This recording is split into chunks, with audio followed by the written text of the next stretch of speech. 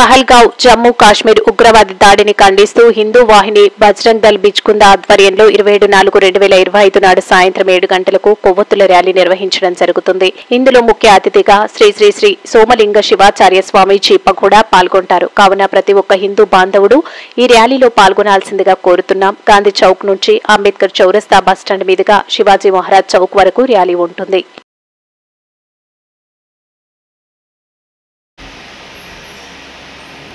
బిచ్కుంద మండలందరికీ ప్రజలకు శుభాశిస్సులు.